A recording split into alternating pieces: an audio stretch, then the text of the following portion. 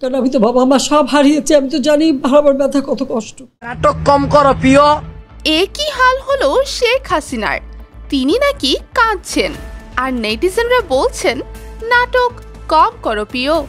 জব্বর সব্বর ব্যাপার তো দেখছি। আবার অন্যদিকে দেয়ালে দেয়ালে লেখা হচ্ছে এখানে যে ময়লা ফেলবে সে হাউন আঙ্কেল। এটাও দেখতে হবে, সেটা কখনোই ভাবিনি রে ভাই।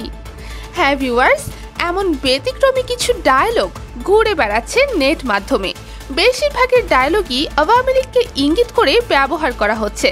বেচারা সরকার পতনের পর থেকে দলটির নেতা কর্মীরা হতাশা এবং ভয় ভীতি নিয়ে পালিয়ে বেড়াচ্ছেন। আসলে কখন কার ভাগ্য পাল্টে যায় তা কেউই বলতে পারবে না। আওয়ামী লীগের কিছু কর্মীরা অফলাইনে সক্রিয় হতে না পারলেও কেউ কেউ অনলাইনে সরব হওয়ার চেষ্টা করছেন, কিন্তু সেখানেও পড়ছেন প্রতিরোধের মুখে। তাদেরকে নিয়ে রীতিমতো হাসির পাত্র বানিয়ে ফেলেছেন শিক্ষার্থীরা।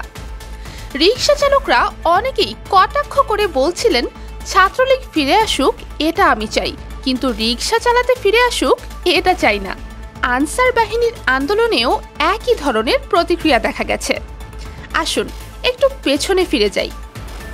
দেশব্যাপী পুলিশের নির্যাতনে যখন শত শত ছাত্র আহত হচ্ছিল, তখন শেখ হাসিনা কুমিরের মতো কান্না করছিলেন। তাদের যন্ত্রণা, তাদের স্বজন হারানোর বেদনা কেউ কি ভাবতে পারে? হয়তো খুঁজে পাওয়া যাবে না। এসব দেখে শিক্ষার্থীরা ক্ষুব্ধ হয়ে বলেছিলেন নাটক কম করো প্রিয়। আন্দোলন সফল হওয়ার পরও এই ডায়লগের ব্যবহার থেমে যায়নি। আন্দোলনের সময় চুপ ছিলেন, অথচ এখন কথা বলে ইমেজ ঠিক রাখার চেষ্টা করছেন এমন ব্যক্তিদেরকেও নাটক কম করতে বলা হচ্ছে। সরকার পতনের পর ফেসবুকের অবস্থা যেন এক গুজবের বাজারে পরিণত হয়েছিল। নানা ধরনের অসত্য তথ্য ছড়িয়ে পড়েছিল। অনেকেই এই গুজব নিয়ে রাত জাগতেন, মজা করতেন। এমনকি এ সময়টাকে লাইলাতুল গুজব নামেও অভিহিত করা হয়েছিল। এই পরিস্থিতিতে অনেকেই তথ্যের সত্যতা যাচাই করতে উদ্যোগী হয়েছিলেন। কেউ কেউ তথ্যের উৎস খুঁজেছেন। ঠিক এ সময় চালায় দেন এই ডায়লগটি ব্যাপকভাবে ব্যবহৃত হতে শুরু করে। অনেকে ইচ্ছাকৃতভাবে ভুয়া তথ্য ছড়িয়ে দিয়ে এই ডায়লগটি ব্যবহার করেছেন। ফলে সামাজিক যোগাযোগ মাধ্যমে একটি নতুন ধরনের মজার সৃষ্টি হয়েছিল।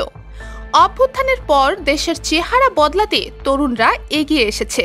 দেয়ালে দেয়ালে সুন্দর সুন্দর গ্রাফিতি করে তারা শহরকে আরও সুন্দর করে তুলেছে।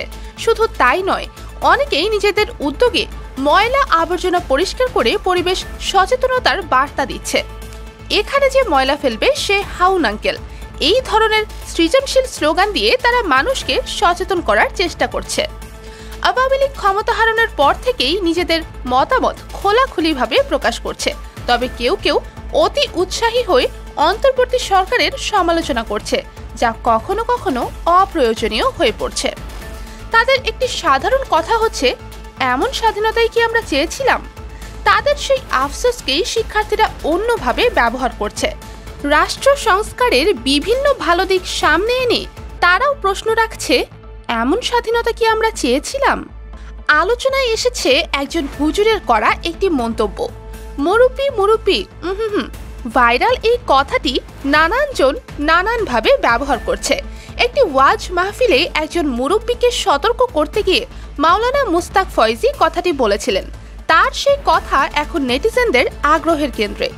ফেসবুকে কেউ কোনো সিদ্ধান্ত বা মতামত জানালে সেটার বিপরীতেও আসছে ভিন্ন রকম মন্তব্য।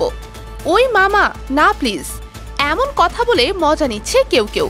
জেনারেশন জেড এর যারা আছেন তারা অনেকেই বন্ধু বান্ধবকে মামা বলে সম্বোধন করেন। সুন্দর হইছে মামা, সেই হইছে, এই কথাটি ছিল আলোচনায়।